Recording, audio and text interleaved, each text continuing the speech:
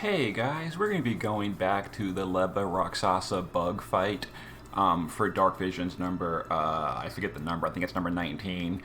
First of all, a few people have said they don't know where the fight is.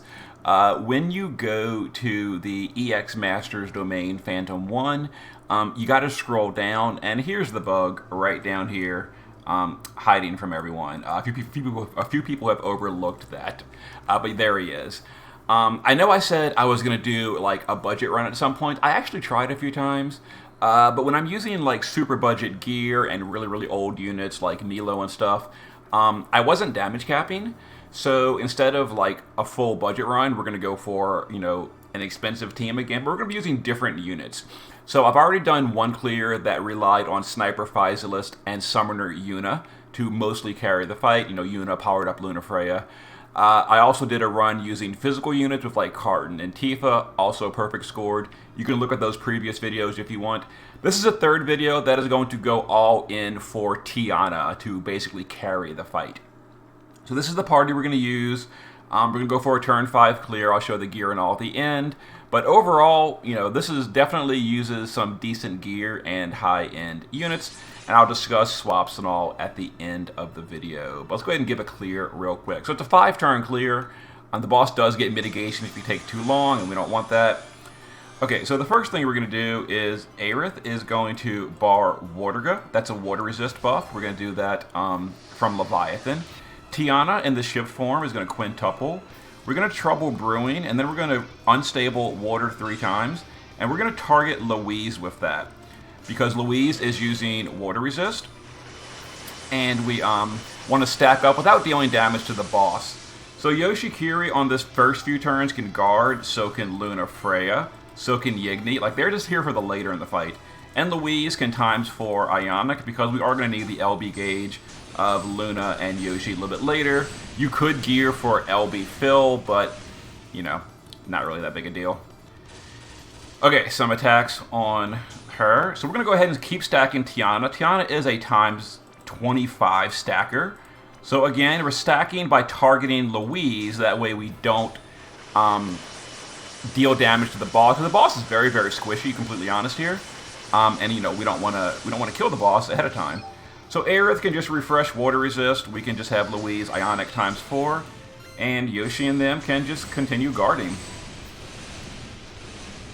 Okay, some more attacks on the boss does. The boss has death and all too. I don't know when he does it, but Louise is also wearing death immunity. Okay, so once again, we are going to target our Louise and stack up 5 times unstable water.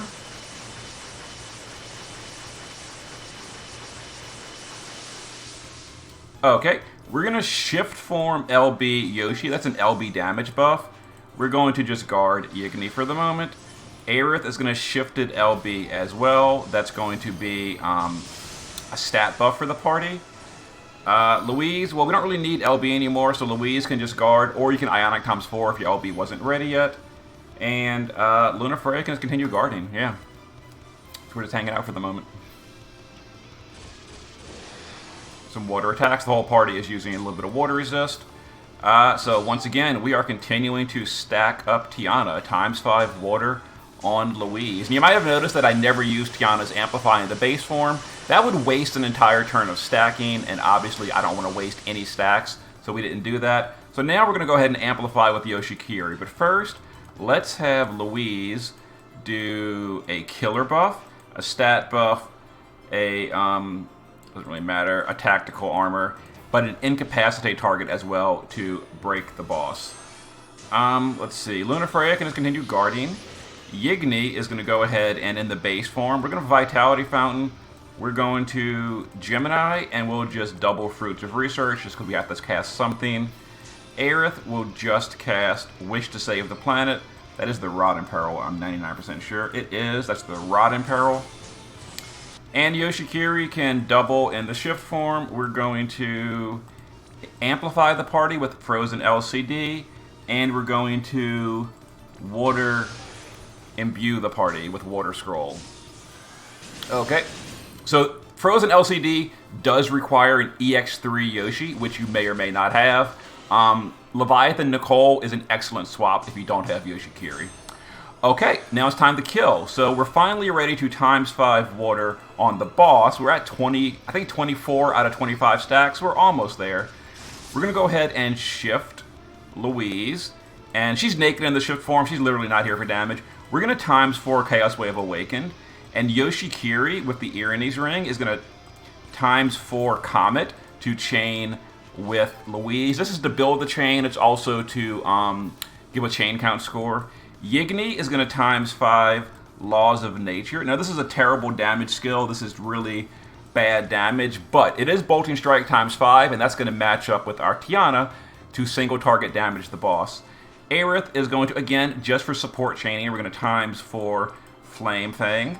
And Lunafreya is going to, we're going to shift Lunafreya and use her shifted LB. So the order we're going to do, we're going to send Aerith first, start building the chain. Then we're going to send Yoshi, Louise, and Lunafreya. We're going to wait just a spec while Lunafreya's field goes up, and then we're going to chain the rest of the DPS units. And that should be over 100 chain, and Tiana is going to primarily carry this with a little bit of help from Lunafreya and all the support we've done. So let's give it a go. So we send this, and then send this. And we're looking for 20 billion or better. Thankfully, Tiana is single target, so she is not having broken chains here. So let's see what kind of damage we did. 20 billion or better. We did a 100-point chain. 21.7. So this is, again, not super overkill. This definitely requires really good gear, but it does work if you don't have like Sniper Physalis or Yuna or really powerful Tifa and Carton, etc. So our Tiana did 12 billion, our Lunafreya did 7.7, Yigni did 1.7, and then Louise was naked. Maybe I should have geared her. If I had geared her, that's an extra billion damage. But I didn't gear her, so whatever. Yoshikiri and Aerith were support units. Let me go ahead and show you the gear and all. And there's a perfect score. Yeah, this boss is tricky to perfect score if you don't have the really good options, like Sniper Physalis is like a really big deal for this fight. Anyway, here's the team we used. So we didn't use the base form of Tiana at all. Shift form is using a rod for Aerith's Rod in Peril. 20 or better water resist, and we're using 80% buff from Leviathan. Killers, chain cap up, etc. So again, EX3, this is definitely not a budget Tiana. 300 insect killer, so max insect killer, max chain cap, 7500 magic. Yeah, so if you went hard on Tiana during Christmas Banner, you can use her to deal good damage in this fight. Yigni in the base form is geared for damage. We only use Laws of Nature, which is a terrible damage skill, but it did enough damage. So 30 water resist, insect killer with double rod build for Aerith. Maxed insect killer, and he only did like 1.7 because we weren't using his good chain. Unfortunately, his good chaining is Chaos Wave Awakened frames, and Tiana uses Bolting Strike frames, which is the biggest headache. Aerith, literally 100% naked. She was on Leviathan. She did water resist, stat buff, and Rod in Peril. Yoshikiri only used the shift form, just a little bit of water resist and comet, so he can support chain. He did the 45% water amplify and the 300% LB buff for Lunafreya.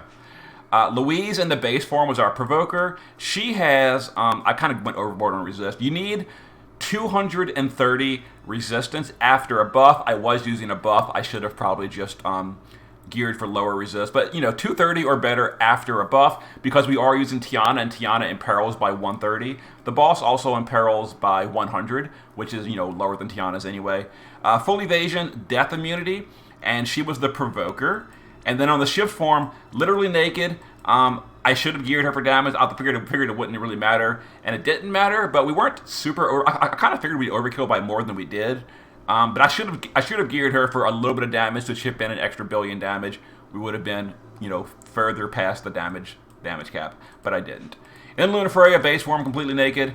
Shift form is using a double rod build. Without Yuna, her damage is quite a bit lower. She did do like 7 billion or something, but yeah, we didn't have Yuna, we didn't have Rod in Peril, etc. So there's the build, but it's still, she did good. She did good. Yoshikiri helped out quite a bit. So there was the rerun, not a budget run, but it's like the third clear of Lebah. If you can't pull off any of the 3 Lebah clears I have done, I don't think it's realistically possible to perfect score this boss with like a really ultra budget run using like no STMRs, only really old units, none of the meta units. I don't think it's possible. I did try a few different team ideas. It was always short on the damage cap and I didn't use good gear. So if you can't gear these units this well, you might have to just accept a lower than perfect score this month on that boss. And as far as Anima goes, I have still not gone back and killed him. I'm going to start working on him for my final team tomorrow. So, see you then. Good luck.